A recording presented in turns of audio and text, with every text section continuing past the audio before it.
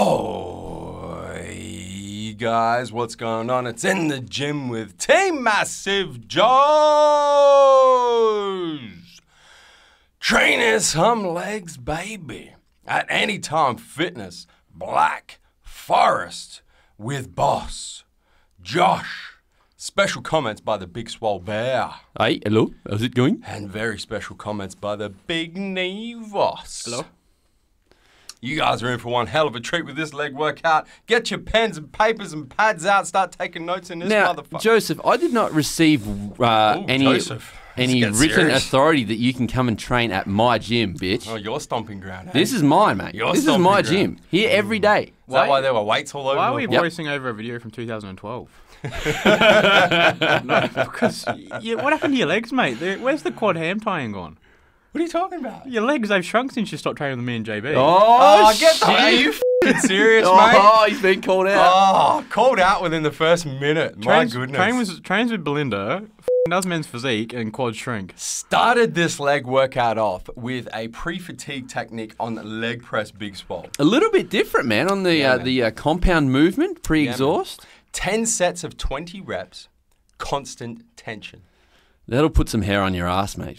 Disgusting. Jesus. Disgusting. I was ready to call it quits. Mate, that's a leg workout for people.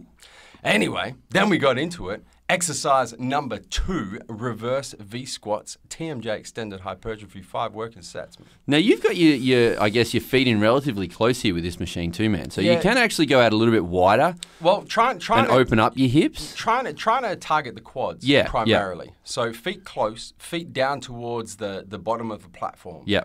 To really target quads, and rather than putting a lot of tension in the glutes and hamstrings. Don't get it twisted. Glutes and hammies still going to get some tension. Oh yeah. So the way I do it, I put my feet so my toes are hanging over. Hanging over? Yep. Over the front? Yep. God oh, damn. you're f***ing mad. And then go a bit wider stance. No wonder the sweep's on fleek. Well, that must Jesus. Be Mate, you're crazy. I just drop it like it's hot, straight down. Do a slut drop in the machine. And then we moved on to exercise number 3. Took this one outside, one of my favorite leg exercises. Walking barbell lunges, car park style, baby. Now tell me, how close did you guys get to whacking that pretty little BMW with this f***ing barbell? Very f***ing close, mate. Very Warning, close. if you ever see anyone doing car park lunges, park your f***ing car 100 meters away so you don't get a ding on it. Took this one right out to one of the busiest roads in the ADL. This is where I South stop, Road. usually about there. I'm not going any further. I'm going straight through, mate. You can't f***ing do that. Keep going. Keep going. That's one of the busiest f***ing roads in all of Adelaide, and you lunge across it, you mad bastard. Why don't you throw Bosch over your shoulder and just lunge him up the car park? Yeah, could have. Same amount of weight, to be honest. Yeah, pretty much. He's been doing 17 stepper sessions a week. Oh, has he? Yep. He's been doing the cardio. Secretly prepping, is he? One of my favorite leg exercises right here, fellas. Reason being, hits everything. It's a tough exercise, hits man. Quads, hits hamstrings, hits glute.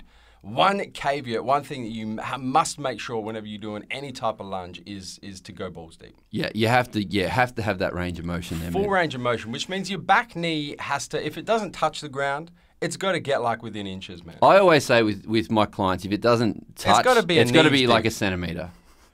Well, no, Neve's got an inch and a half, all right? That's too far. It's a grower.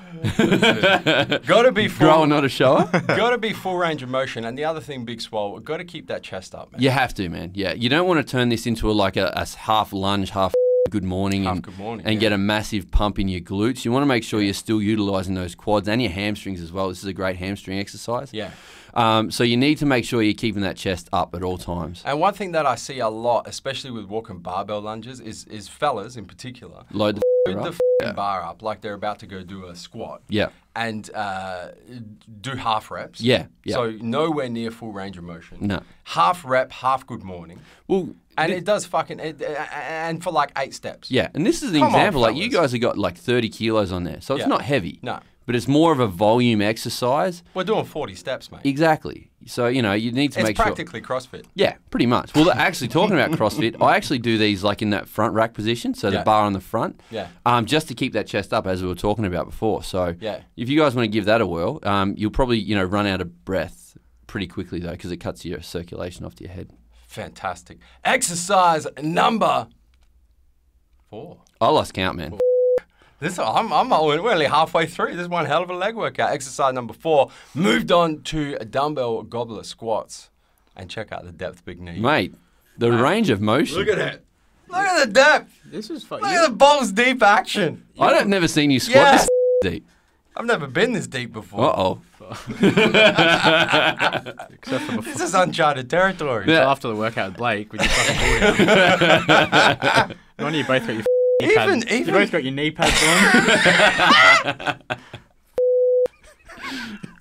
Got on a little rotating bed and give each other a bit of loving. Oh, shit. Now, this is a really great exercise for working on your posture and also working on your depth. But you really have to hold the dumbbell up at your chest there. You see a lot of guys do it where they're standing on 2 benches and hang the dumbbell between their legs, like they got a massive set of cojones. The only problem is when you start getting like around 60 kilos, it gets annoying holding them in your front position. Yeah. But, mate, if you got the big cojones, you can just hold it in that position. May as well. Moved on to exercise number 5, onto a hamstring isolation movement, the laying hamstring curls for another sets. Come on, where the is his shoes? Mate, we de-accessorized for this movement, okay? Mate, you Belts guys come off. You guys got fucking stripped down, oiled up. You've both taken your shoes off. Hell. Do you two fucking give each other Dutch rudders halfway through the workout as well? Did you see that handbag down by the hamstring curl machine there? Jesus. I think there's tampons hanging out. What is your reasoning behind taking your shoes off? Explain. Honestly, I'll give you the honest reason is because whenever I train legs, I lose circulation in my feet. Do you tie your shoelaces up too tight or something? Could possibly. Or does your mum tie your shoelaces up too tight for you? No, Bosch ties them up. Oh, okay. So I got to take them off to put some circulation back in the legs, man. Right. That's the worst excuse I've ever heard. I totally agree. Anyway, hit ourselves 5 working sets. Like my mate in high school said his thumbs were so fat from playing the PlayStation too much. Team MassiveJoes extended hypertrophy. Moving right along into exercise at number 6, a quad isolation movement, straight up leg extensions, another 5 working sets, another Team MassiveJoes extended hypertrophy. And the shoes are back on. And the shoes have come back on. So they on. Come off for like in 5 minutes. The circulation is back in the feet. Can feel the toes again. Jeez. To me, I'd be doing it the other way around because you want your shoes off because at the moment your shoes on, the blood's running to your feet. Yeah. You really completely lost logic with this. Whereas hamstring curls, you're putting the feet higher above the heart, mate. The blood's draining away anyway. I got nothing, man. No. Honestly. Mate, you got to rethink when you take your shoes off in the gym. I got nothing. And check out this double drop set about to happen right here, guys. This is how you double drop set. Taking it to failure before each and every drop. Look at that. Boom. Nothing. Drop nothing that shit. left. Drop that shit 30%. Go again. Taking it to failure once again. And then drop it another 30%. Well, that's what you got to do, man. This is another exercise where you see idiots like loaded up and just swing the shit out of it. And no you think, squeeze, no control. No constant tension. Doing like half reps. Nothing. Like this one, you really want to make sure you're getting that squeeze at the top. You should be able to feel it all the way through your quads, not just in your teardrops. You should be able to feel it in all 4 parts of the quads, man. Definitely, man. Absolutely. From the sweep right up to the hips. Starting to look painful there, mate. No, disgusting. Yeah, tucking the chin in. That's when you know you're getting serious. Yeah, no. That horrible. And then we moved on to exercise number 7, finishing this leg workout off with dumbbell stiff-legged deadlifts with the elevated toes big swell. Yeah, and this is one exercise you see a lot of people do wrong, and I think it's the way they think about the exercise, man. So what I always do with this is I think about my hips moving backwards and my hips moving forward. I'd like to just interrupt you real quick because I have a way of thinking about the exercise. You can't, mate. No one understands this, mate. You got a picture that you're on a magic carpet. Call me Aladdin, and the magic carpet slides forwards and backwards as the weight's coming up and down. Mate, I tell you, we have like trained together on and off for 10 years. Yeah, you've used that analogy for 10 years. No idea what you're talking about. Not all minds can comprehend it. No. No one can comprehend it. But it's the best way to think about it. No, it's not. Magic carpet, slides forward, slides back. Oh my God. Yeah. Keep chest up, keep tension in the hamstrings. Ladies and gentlemen, please do not think about that because it'll just hurt your head. That's a wrap. But seriously though, the one thing that you do want to make sure when you're doing any type of stiff leg dead, whether it's dumbbell or barbell, elevated toes or flat feet, you must keep tension in your hamstrings at all times, man. Which means don't lock out. You lock out, you're going to hit too much lower back and you take tension off your hamstring. Waste of fucking time. Well, it's not a matter of, whether you're locking out. You need to make sure that, your hips are actually backwards. Once you start arching your back like what you did in that last rep there, and then you stop, that's when you're going to start getting that tension in your lower back. So you need to make sure, man, that your hips are in the right position through that exercise. And while you're making sure your hips are in the right position, don't forget to hip the subscribe button. Subscribe to our YouTube channel. Turn your post notifications on so you don't miss a beat. Until next time, where we come to and from, MassiveJoes.com. Stay massive.